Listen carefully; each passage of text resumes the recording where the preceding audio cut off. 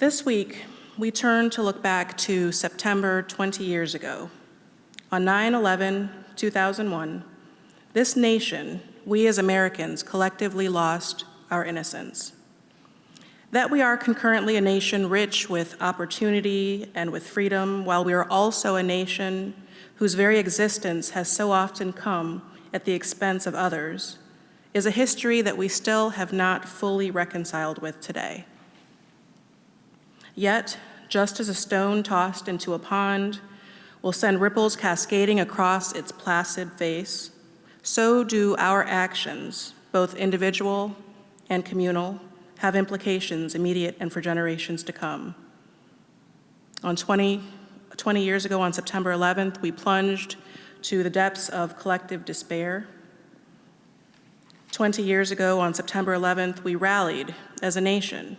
We survived amidst the tremendous and tragic loss of life. All of us who were of the age to remember have a story about where we were and what we were doing on September 11th, 20 years ago. And all of us of every age have lived with the fallout, the aftermath, the implications of September 11th. The individual stories of despair and survival, but also of fear, of faith, of incredulity and resilience, heroism and heroism.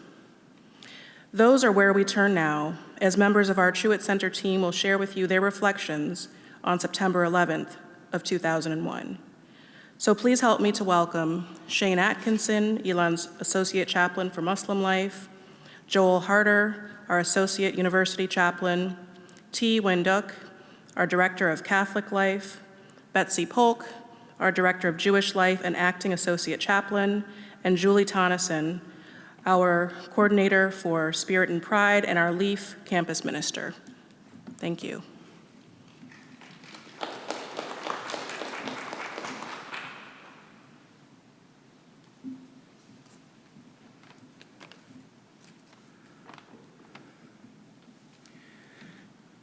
We begin in the name of God, everlasting mercy, infinite compassion. Praise be to God, loving Lord of all the worlds. Everlasting mercy, infinite compassion.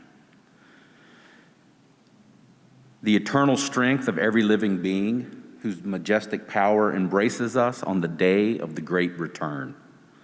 Only you do we adore, and to you alone do we cry for help. Guide us, O God, on the path of perfect harmony, the path of those you have blessed with the gifts of peace, joy, serenity, and delight. The path of those who are not brought down by anger, the path of those who are not lost along the way. Amen. Amen. The attacks that took place on 9/11 do not represent the values that God revealed to humanity. These atrocities not only took the perpetrators beyond the pale of heavenly revealed religion, but it also took them beyond the pale of their own humanity. In chapter 39, verse 13 of the Quran, we read, "O humanity, indeed we created you from a male and female and made you into peoples and tribes so that you may get to know one another. Surely the most noble of you in the sight of God is the most righteous among you. God is truly all-knowing, all-aware." So we come together, we stand as people from various walks of life, seeking peace and comfort for those who lost loved ones in the horrific events of 9/11. And it's my hope and my prayer that we stand together today as people from different walks of life with a renewed intention to work together across lines of difference to establish peace, to establish justice for all the children of Adam and Eve. Amen. Amen.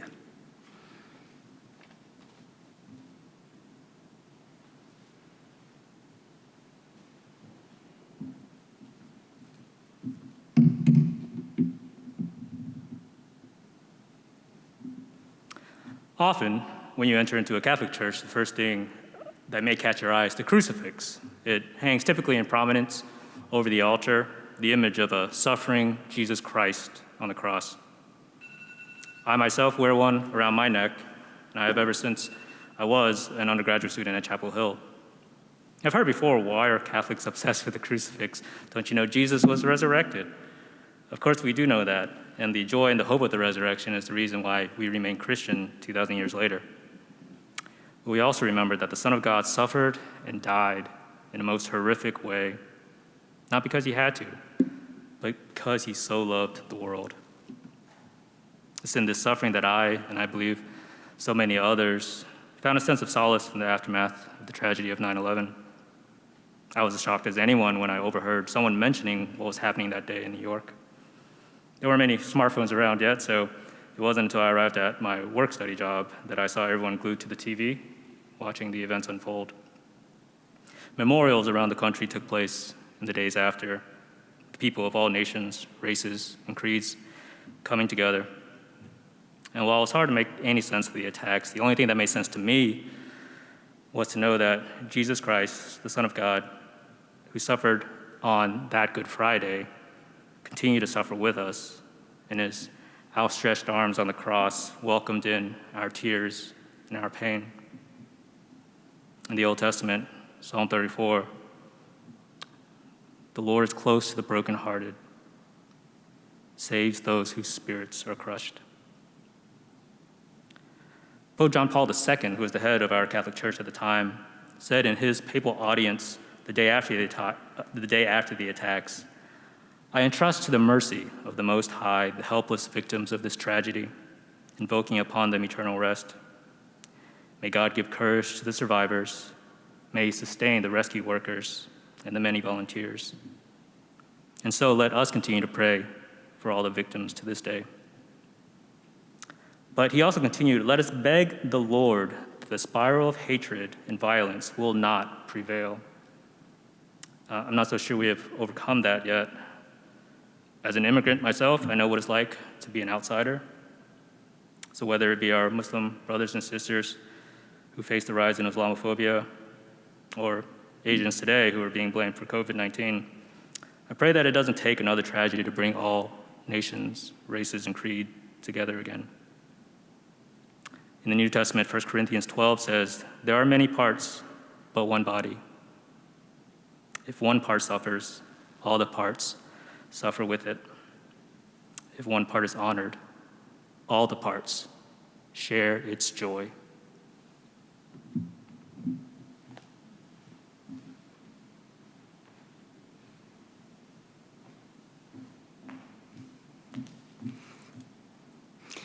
Good morning. On September 9th, 2001, it was a day like every other. I had a job interview at the time. I was going to go to Baltimore, and I lived in Washington, D.C. at the time. So I headed out early that morning. The highway was calm. The birds were singing. It was a beautiful day that morning. And I remember, and this is quite literal, but I remember thinking as I heard on NPR a segment about the bird calls of the Amazon, that this was a very slow news day. I got to the interview, and it was going to be a full day event, and I went into the first conversation. Shortly thereafter, there was a knock on the door, and we were told about the first tower. As the day went on, the interview was canceled. I stayed with the people I was with. We made sense of or tried to make sense of the unsensible. And I also kind of tried to figure out my way home because at that time I was somewhat rather pregnant. And I also was hearing stories about the highway, the same calm, beautiful highway I had taken in. Now there were rumors, on top of the horrors that had actually happened, there were also rumors about gridlock and about highway closures and about car bombs and rumors upon rumors. So I set on my way out, and instead of anything that I had heard, the highway was eerily empty. No cars, just mine, on a time that normally would be rather crowded. So I drove home, and I encountered the usual divide where on one side of the road I could go, at one point of the divide I could go towards New York City, and in the other way I could go towards Washington, D.C. It was a normal divide. I encountered it all the time, but on this time, that divide took on new resonance and meaning. And I hold on to that divide because to me, what it symbolizes now and these 20 years since are the divides and the cracks and the schisms that have happened to our world since 9/11 and as a result of 9/11. In Judaism, there's a high value placed on tikkun olam, which means repairing the world, healing the world, making the world whole. What I also hold on to after 9/11 are all the people like you and like me, I hope, and like all of us together who have come together to try to make the world a better place. This week was Rosh Hashanah. We marked the Jewish New Year.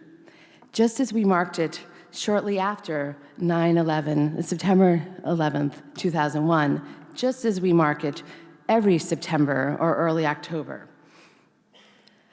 On Rosh Hashanah, we say Shana Tova to people, which means, I wish you a happy new year. I wish you a sweet and healthy new year. I wish you a whole world new year with a healed world, and let's do it together. So for you and all of us and your families, I wish all the new years to come to be sweet and healthy and whole. Shana Tova.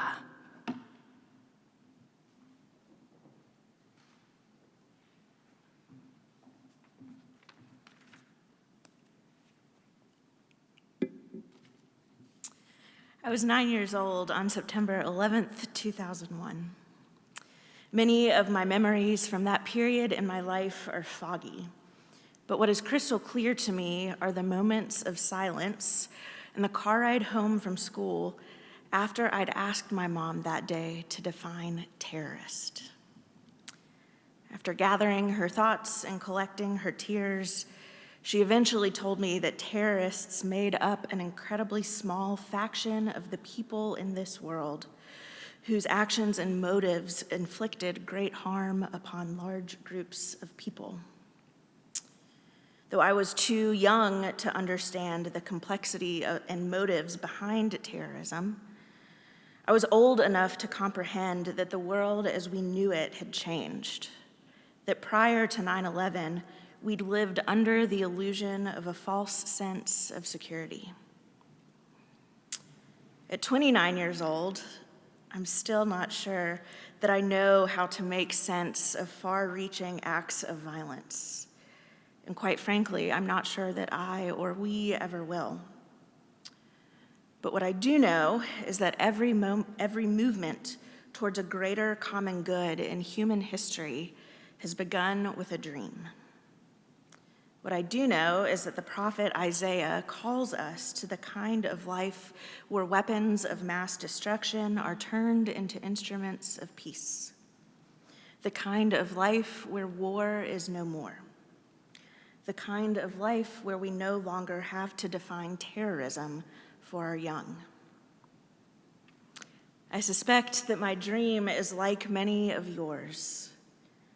I dream of a world where we value the sanctity of our shared humanity over and against our commitment to violence.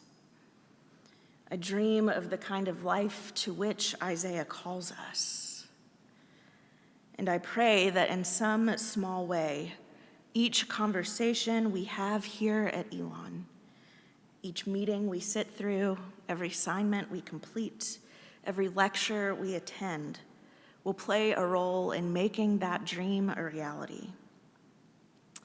May we honor all of the lives that ended too abruptly on and in the aftermath of September 11th, 2001, by committing ourselves to that dream. Amen.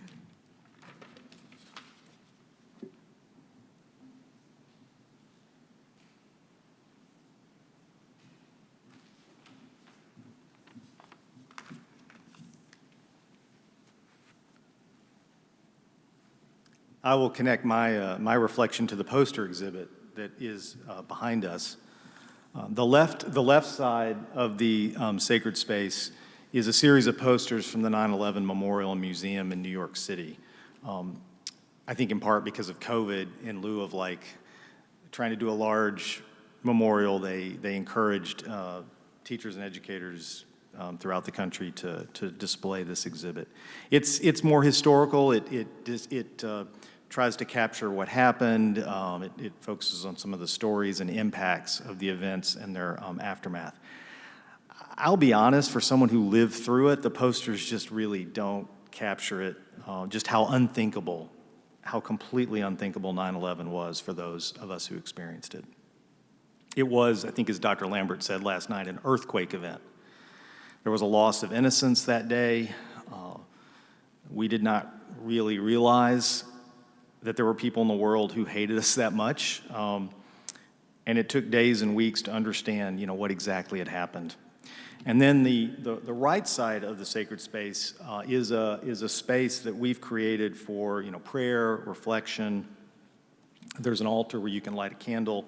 And, we've added some posters that try to capture some of the different dimensions of loss and suffering, both from the events, the attacks themselves, but then all the way up into the present today. And, as I think about these sort of two sides of the exhibit, I think about sort of maybe two different ways of thinking about evil in our world. There is evil that is, without question, evil. There are certain actions, ideologies, systems throughout history that are clearly evil. Slavery, the Holocaust are like that. I think the attacks themselves on 9/11 are like that. There's no gray area. Targeting citizens to kill, to create terror, is evil. But most of human life is not so black and white. It's messy. And there's an evil or a corruption that seeps into our psyche and our actions that sort of corrupts and distorts even our good intentions. What begins as a desire for justice can become, vengeance. It's so easy to create a kind of us-them sort of lines of demarcation. We can distance ourselves from the terrorists who attacked us on 9/11, but then it's so easy to demonize entire groups, identities, and religions without understanding, and to contribute to suffering in our response. And for me, the posters on the right capture this more messy dimension of human fallibility that we can't distance ourselves from so easily, that we shouldn't. So it's easy to separate ourselves perhaps from the first kind of evil, to draw clear lines, to think we're not like that. But if we're not careful with our response, we can expand and intensify the suffering. On this side, I would ask you to think about the ongoing impact and how maybe all of us are somewhat implicated in that. So, as we conclude, Anthony will play some more music, but also while he's playing, you are welcome to get up and explore the exhibit for yourself, to remember lives lost and families disrupted, to ponder how we are still living with the impact of 9/11, and then what it means for each of us, what it means for you, for our community today. You can also, on your way out, there's refreshments are actually in the entryway of the pavilion today. But thank you for coming, and this sort of ends the formal part, and you can sort of explore the exhibit, and Anthony will play, and thank you so much for your beautiful music.